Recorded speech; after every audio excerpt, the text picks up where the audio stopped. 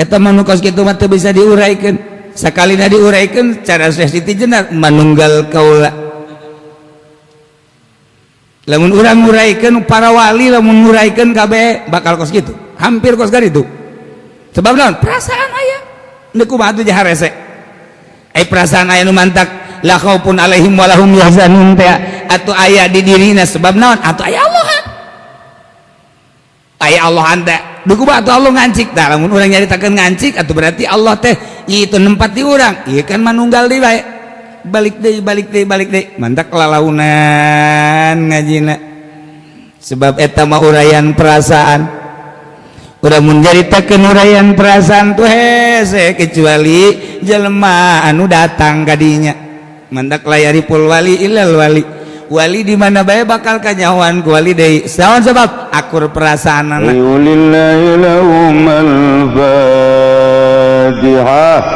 bismillahirrahmanirrahim alhamdulillahi rabbil alamin arrahmanirrahim maliki yaumiddin numantak malaikat resepen jeung para malauk-lauk mangmentakeun ampura lantaran lain sakadar ilmu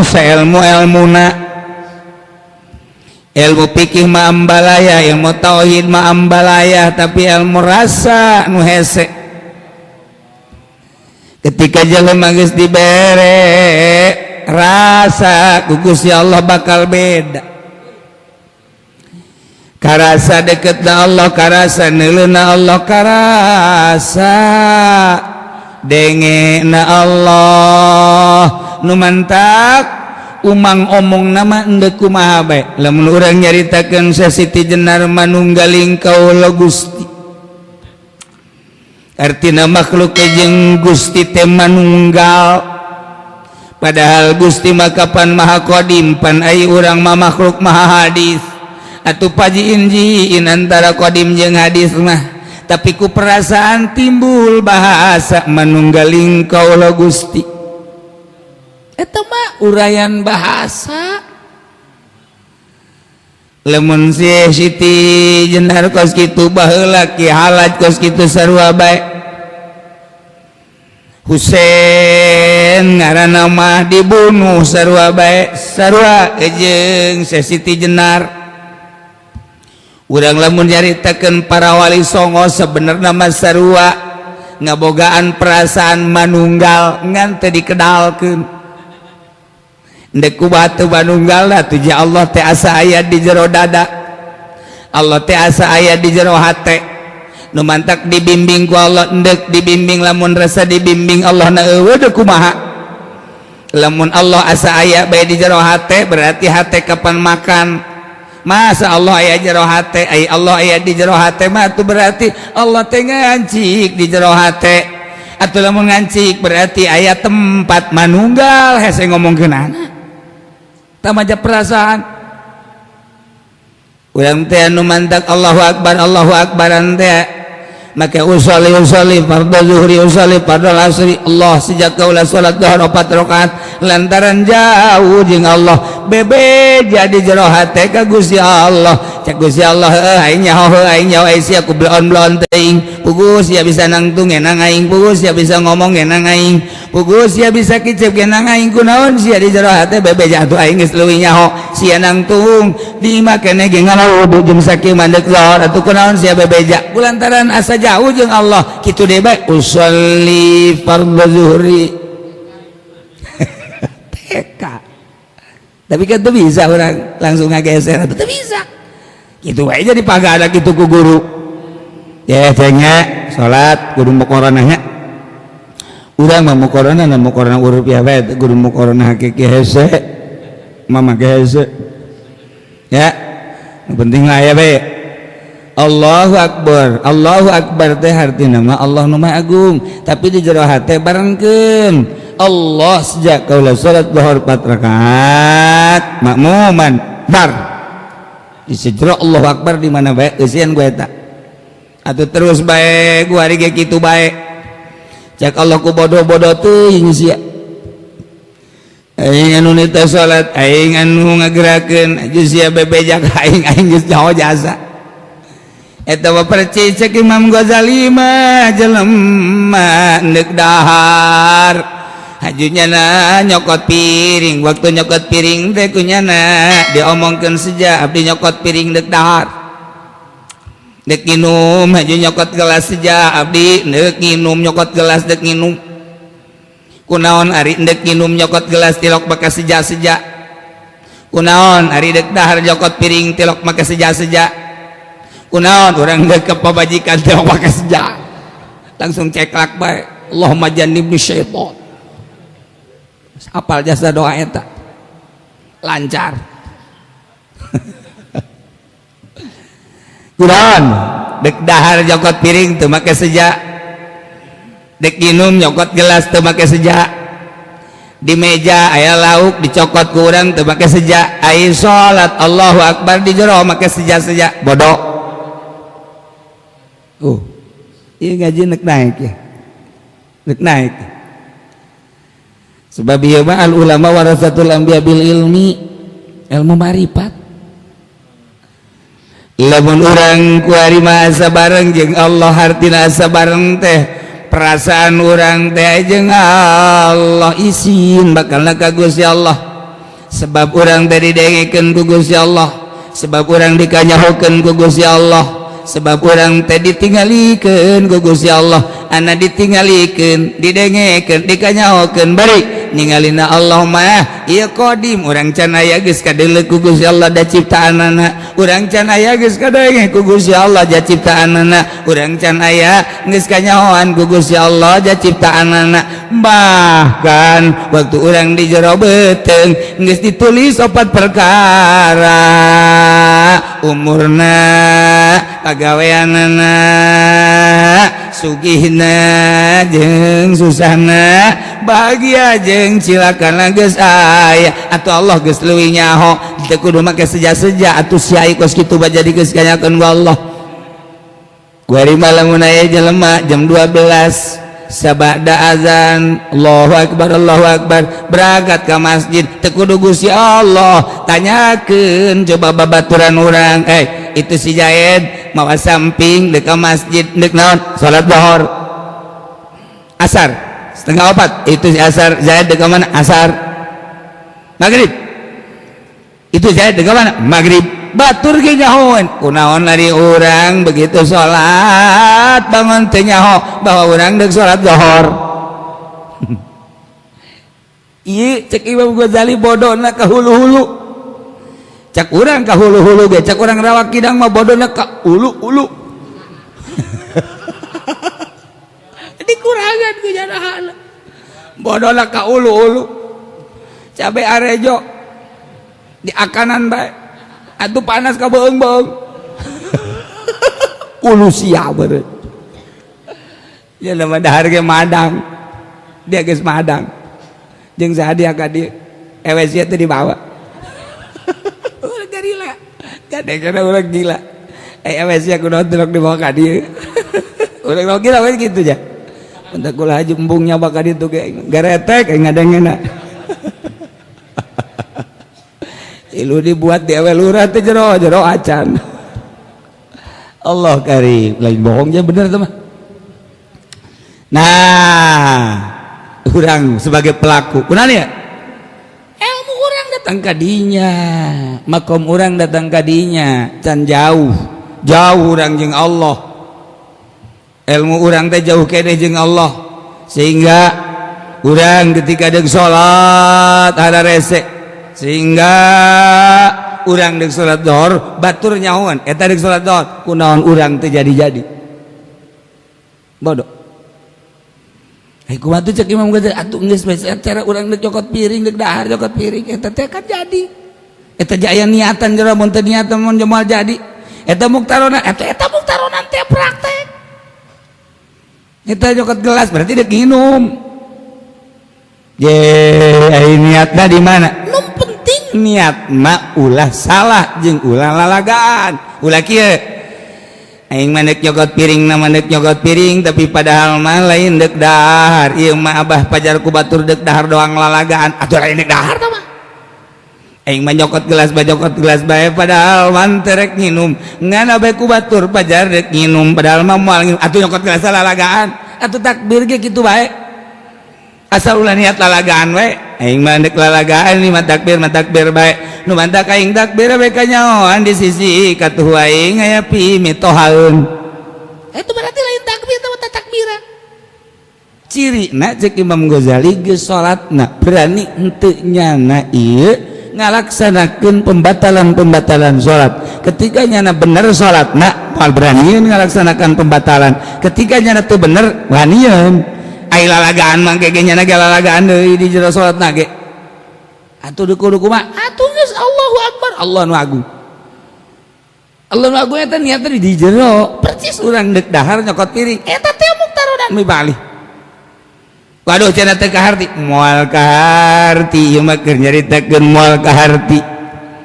naon sababna sebab urang mah ngan sakadar ngagugulung takrib riyad fatul muin dina kita beriad takrib fatul muin fatul wahabik namangan sakadar sakitu atuh lamun urang terus-terusan ngajina eta bae atuh kitu bae kajian kumaha ge geser hese nu mantak butuh penuntun disebutna guru mursyid dituntun digeser-geser ku guru teh sia teh pandek ngadatangkeun ilmu yakin mun kamari kakarak datang ka ilmu yakin supaya naik kana ainul yakin supaya naik kana hakul yakin ketika orang naik kana ainul yakin orang dibere nyai-nyaian ilmu marifat ketika orang datang ka hakul yakin orang dibere ilmu mukasyafah geserkeun saya tik-tak yakinkeun Allah aya lamun Allah aya sing isim berangkat Allah nyahoun tandanya huna al-muharrik Allah nu ngagerakeun urang berarti Allah aya kacaritakeun Allah ayana ulah wa kajauh teh engke ge karasa ku sorangan eta mah nu kos kitu mah teu bisa diuraykeun sakalina diuraykeun cara Syekh Siti Jenar manunggal kaula lamun urang nguraykeun para wali lamun nguraykeun kabeh bakal kos kitu hampir kos garitu sebab naon perasaan aya neuk kumaha atuh jahar rese perasaan aya nu mantak la khaufun alaihim wa lahum yahzanun teh atuh aya di dirina sebab naon atuh aya Allah teh duku atuh Allah ngancik tah lamun urang nyaritakeun ngancik atuh berarti Allah teh itu nempat di urang ieu kan manunggal deui bae balik deui mantak lalaunan ngajina sebab eta mah urayan perasaan udah menceritakan urayan perasaan tuh hese kecuali jelema anu datang kadinya mandak layari pul wali ilal wali di mana bae bakal kanyawan ku wali deui saon sebab akur perasaanana mandak wali mambungeun berjamaah jeung nu sambarangan lantaran di dirina aya mutiaraan nu mantak abi berojak mah tilok berjamaah sebab di jero atena aya mutiara terpendam nu ku ari mah leungit mutiarana ternyata orang lain berjamaah bae salat kentu aduh baru-baru berjamaah salat kentu lain ente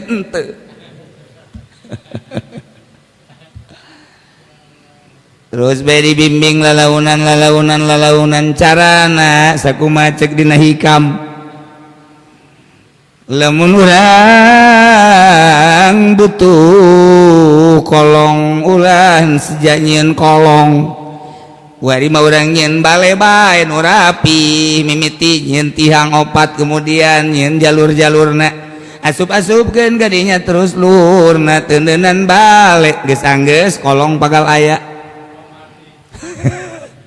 ulah niat nyieun kolong nyieun bale bae engke ge kolong aya urang teh ulah hayang marifat ku ari mah urang laksanakeun bae cara-cara marifat bakal aya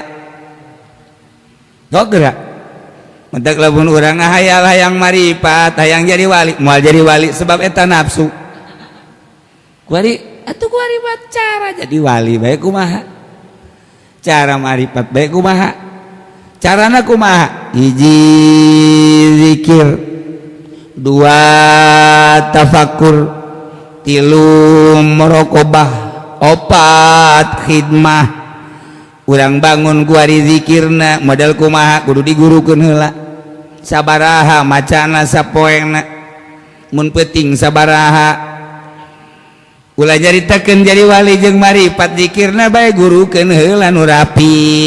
baca mah teu salat sabaraha di luar salat sabaraha peuting ketika urang dek zikir kumaha carana nomor kadua tafakur tafakkaru fil khalqi wala tafakkaru fil khaliq sok tafakuran ku maneh khalqi geus aya nu ngitung 4 rupa duit tafakuran teh nu ngitung 6 rupa tafakur teh tergantung kumaha nu nguraikeunana geus aya jelas-jelasan tafakur teh ieu tafakur dina taat tafakur dina maksiat dan lain-lain sebagainya sok ulah wae nyaritakeun ulah hayang marifat tafakurna bae heula nu rapi naik ka ditu muraqabah atina muraqabah teh ngintip di mana-mana aya sim bakal naon mandi kurang ngintip eta muraqabah hasilna bakal kadeuleu kumaha gede muraqabah teh ahadiyatun wa ma'iyatun muraqabah ahadiyah sifat ahad Allah urang muraqabahan sifat ma'iyah Allah urang muraqabahan terus datang ka 20 terus khidmat ngaladen ka guru dina ilmu thariqah mah teu meunang teu nurut ka guru boro-boro keur bener keur salah nage kudu nurut bae ketika teu nurut ka guru bakal moal menang faed ulah aya di jero hate guru kadua hiji be guru teh hiji titik kok bisa kos gitu bae encan marifat bah hiji be nedek nungtun orang lantaran lamun aya dua engkenya na ping plan berarti moal boga ilmu yakin hiji tuturkeun bae terus kajen kumaha ge kamanda kumaha bae perintah naon bae khidmat terus ngahidmat ngaladen ulah waka nyaritakeun marifat ulah hayang marifat ulah hayang kitu jadi wali asal eta dibangun marifat aya mulai mata kudu make guru nah geus jadilah ulama moal bisa ngalaksanakeun eta lamun teu bersyariat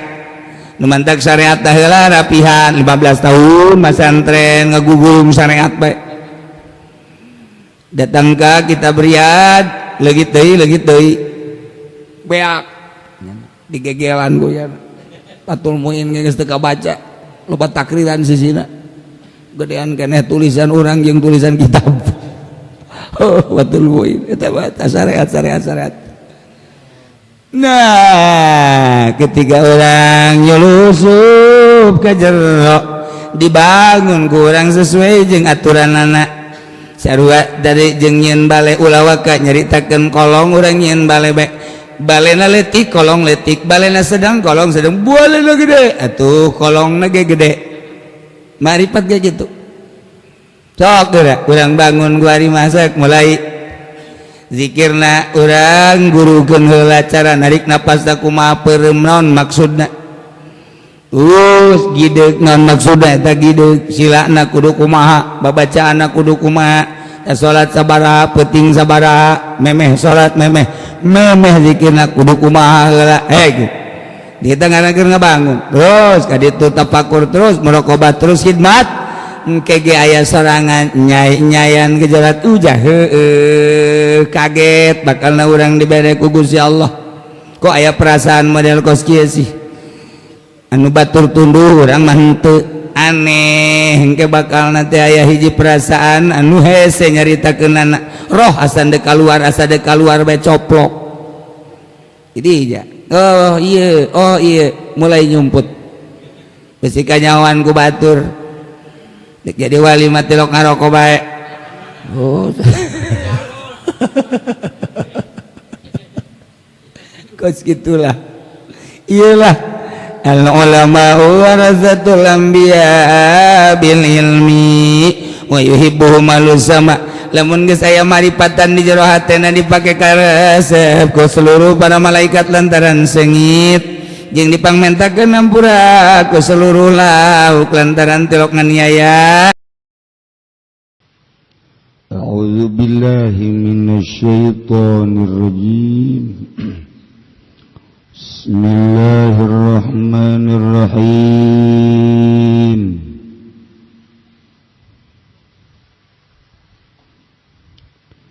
عن عمرو بن شعيب meriwayatkeun isun saking Amr kang putra lanang Syuaib an nabihi saking bapane Amr an jaddihi saking akine Amr radhiyallahu anhum muga-muga nilar bandu sapa Allah anhum saking kabeh ana imratan atat ing satuhune wong wadon iku teka ya imrah an-nabiyya ing kanjeng Nabi sallallahu alaihi wasallam wa ma'aha ibnatun laha lan iku tetep sumertane imrah utawi anak wadon kang tetep laha kadhe imrah wa ibnatiha maskatan lan iku tetep ing dalem tangan anak wadone imrah utawi gelang roro min dahabin saking mas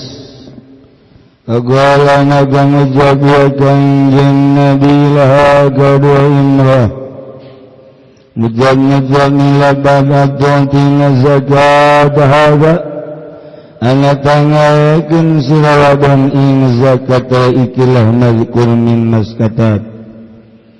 golat ngucap ya imrah la ora golat ngucap ya kanjeng Nabi ayasurruki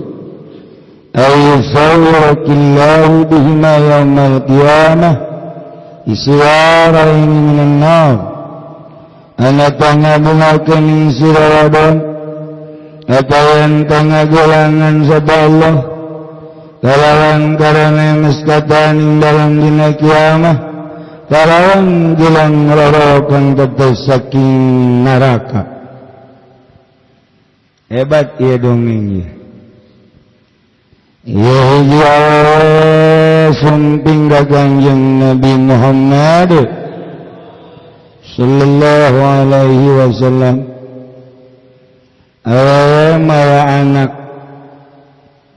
anakna dibawa dina dua panangan anakna make gelang biasa wewe mah ngaji ge nu dipasenikeun teh gelang anti mun irung di antingan no sigana we irung ge di antingan irung tarang ge di antingan tarang dan ku sebab di urang henteu bae eta bae diajak ngaji ge ku babaturanna enggeuk ngaji moal kunaon lah teu make gelang naon hubunganna ngaji jeung gelang tapi geus kitu bae di Lampung mah kitu eta orang barang KTP nama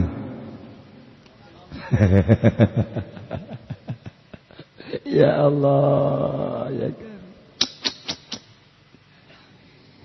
awewe datang ke kanjeng Nabi mawa anak awewe anakna make gelang ku kanjeng ditaros hei neng aya eta gelang dikaluarkeun zakat nangteu cek indungna ngajawab henteu atuh tuan cek kanjeng Nabi bungan teh neng lamun ke di akhirat dipakean gelang anak neng dipakean gelang atuh bunga ngan gelangna tina neraka. Masya Allah tahuran ngangan tu pamajikanan coba tangan hijauan nu teresepeun make gelang maksudnya gelang emas ay gelang besi mau masalah guys Emang kunaon gitu teresep gitu, lain teresep eungap meulina. Padahal kudu kos saji pendi jelema mah. Maksudna ka pamajikan teh sok nanya, "Neng boga duit?" Boga, berduit. Aya 5 juta mah. Ditambahan 3 juta. Hebat. Belikan ke emas. Bunga hundas akan memajikan. Menang sabulan mana teh emas orang jual. Jadi dijual pakai modal. Tunggunya dagang pan amruk. Kira-kira nurugi pemajikan apa aja pendi? Okos anu barahan, okos anu barahan padahal orang garong. Ya Allah, ya Rabbi. Kurang ngeri orenganan di balik gelang aya jahannam, di balik mas aya sunut, lamun memang teu dizakatan. Rawahu salasah, senariwayatkeun hing hadis Abu Salasah wa isnaduhu dhaif. Lan utawi isnad hadis iku ganggu atau sahih lagi. Lan isnaikeun hing hadis Imam Hakim min hadis Aisyah. Saking hadis Siti Aisyah an Ummi Salamah wallahu a'lam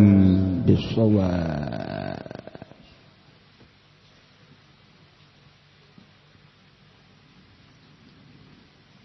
Bismillahirrahmanirrahim. Alhamdulillah Rabbil alamin utawi jenis puji utang duga di Allah kang mangaranan alam kabeh ala kulli hal ing atase saban-saban tingkah Allahi ja'ala darajati hibra kang ngandadakeun ya Allah ing sakehe darajat ing raraksan lil abidina kadewong kang ibadah kabeh wal qurbatilan ing sakehe dumados sakehe kaparak lil arifina kadeh kang ma'rifat kabeh.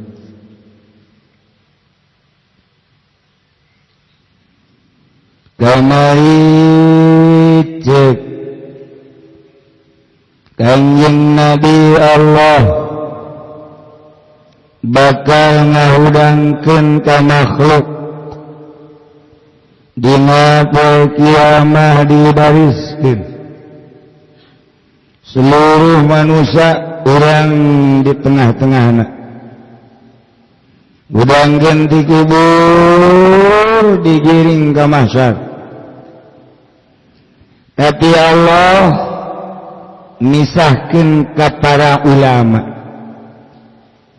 Kiai mah dipisah-pisahkeun teu meunang ngahiji jeung hansip, teu meunang ngahiji jeung Wandra, teu meunang ngahiji jeung DPR, teu meunang ngahiji jeung PNS. Ulama mah disteril ku Gusti Allah. Sebab ulama mah aya titipan ti Gusti Allah ilmu. Ulama nu mana? Ulama anu warasatul anbiya. Ulama nu warasatul anbiya teh nu mana? Nu bil ilmiya ne ilmu khos. Anu kasipatan ku ilmu khos teh ulama nu mana? Ulama nu sieun ka Allah. Nudina ayatna innama yakhshallaha min ibadihil ulama. Aya emang kiai teh sieun ka Allah ambal aya. Coba kiai contohan hiji bae coba di mana? Nu mana? Lain hiji ambal aya. Henteu cenah tunjuk hiji bae mana kiai nu teh sieun ka Allah. Sia.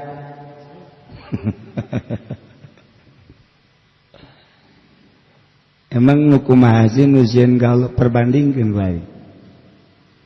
jelema dibere ilmu berarti aya kanyaho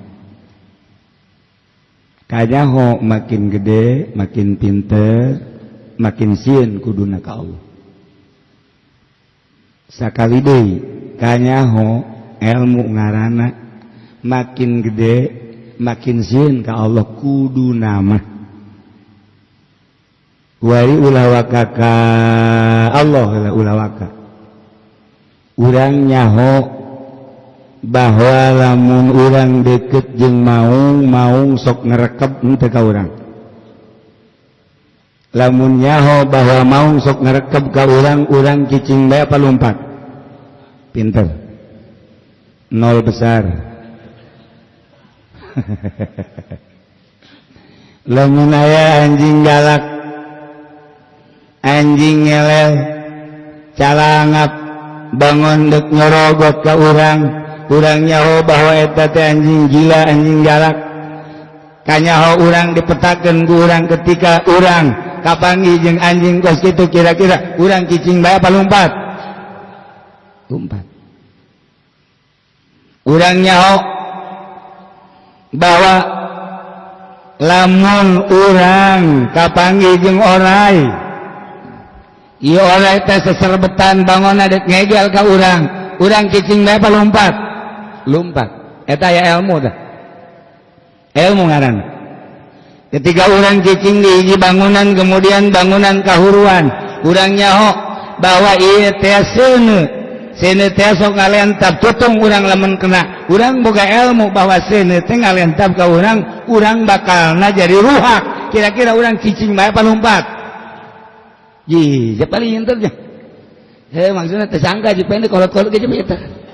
eta sangka sakituna mah boga ilmu berarti eta boga ilmu bener kira-kira lamun urang mawa barang satrek karung kemudian urang liwat ke Jakarta lamun teh mah urang nyaho bahwa di Cikupa teh sok aya garong di dinya teh sok diturunkeun barang urang minimal setengah kadang-kadang pobeh diturunkeun urang dek langsung apa nek belok pinter kan embung rugi awak urang teh embung rugi pinter tagakeun hukum aja Masya Allah hebat wali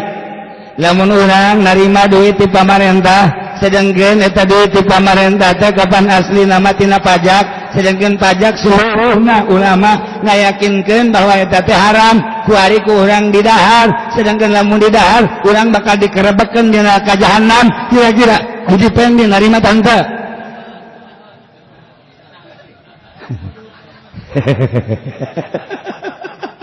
tuh bisa jawabnya nak masalahnya lain encan nungges ya urusannya nungges ya ilmu tuh numantak ndek kumaha teh sieuna innama yakhsyallaha min ibadihil ulama pasti sieun jeung nanaonan wari urang memperjuangkan seorang DPR anu nyana teh hayang dipilih ku urang sedengkeun nyana teh kapan geus jadi DPR na teu ngurusan rakyat ngurusan dirina sendiri ngurusan awakna sorangan bahkan nyana jadi pamalingan kelas kakap nah ieu kira-kira lamun ku urang didukung urang teh kapan kabeleteran teh kira-kira eta teh menurut ilmu urang neraka apa surga sekali deui aing kadang ku ceuli neraka apa surga aya ilmuwan teh budaknya aja sia kunaon kemari hidup-hidupan goblok ilmu petakeun ku urang ilmu lamun dirinci ku urang ilmu makin loba ilmu makin sieun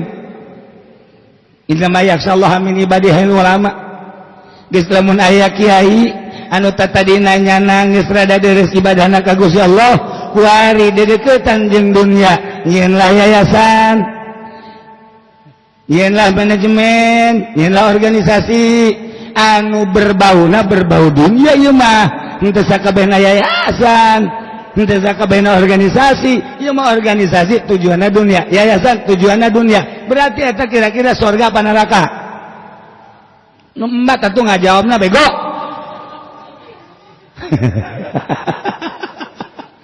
pan cenah kiai mah kadinya dia pan ieu mah ngaji kitab khawas atuh aing ngaji fikih mah teu kieu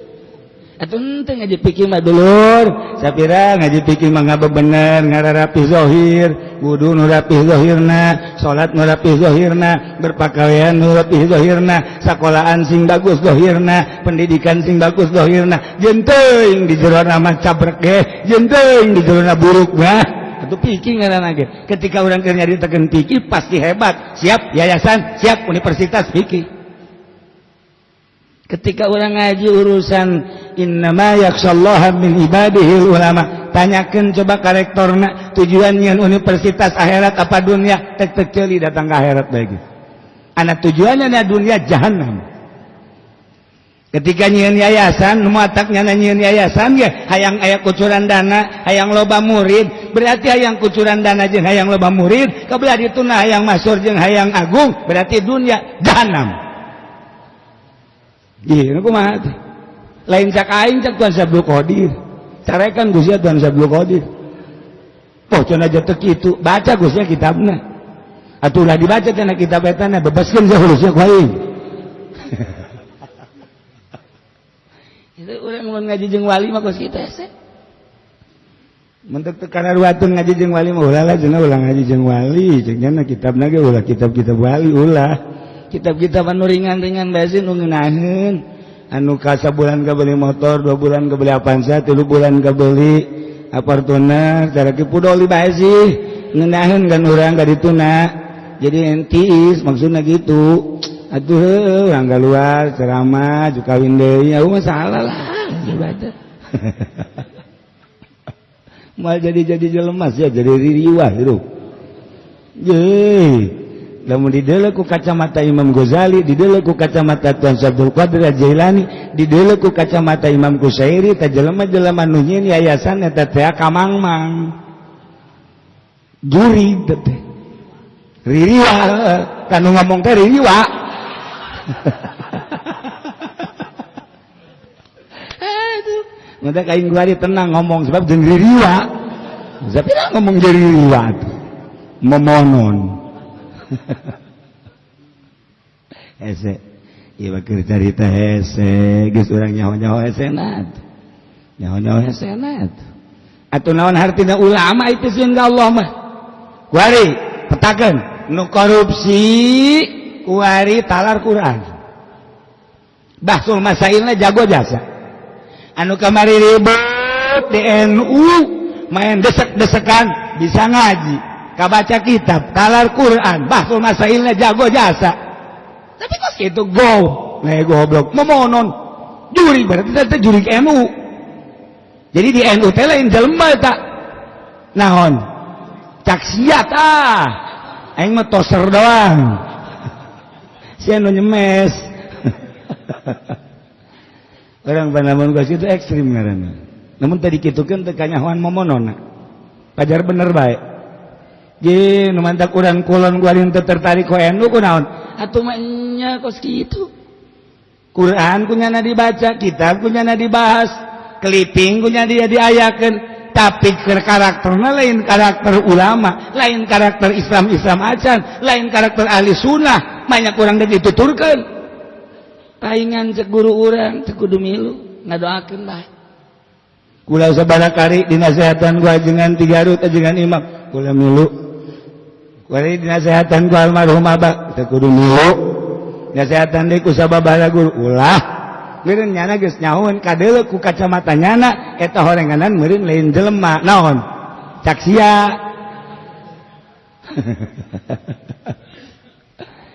ai kadeuleu ku urang mah akur bae kadeuleu ku urang mah biasa bae kadeuleu ku nu luhur inggis lamun DPR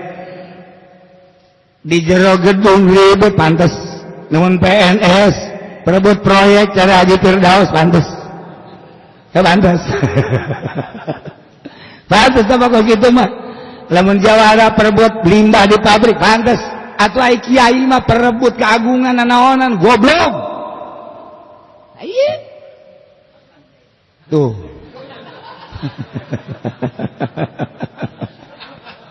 ya Allah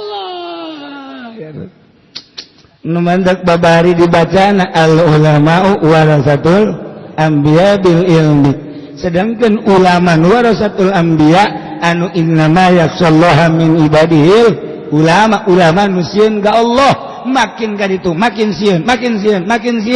ka ditu geus teh hayang boga HP acan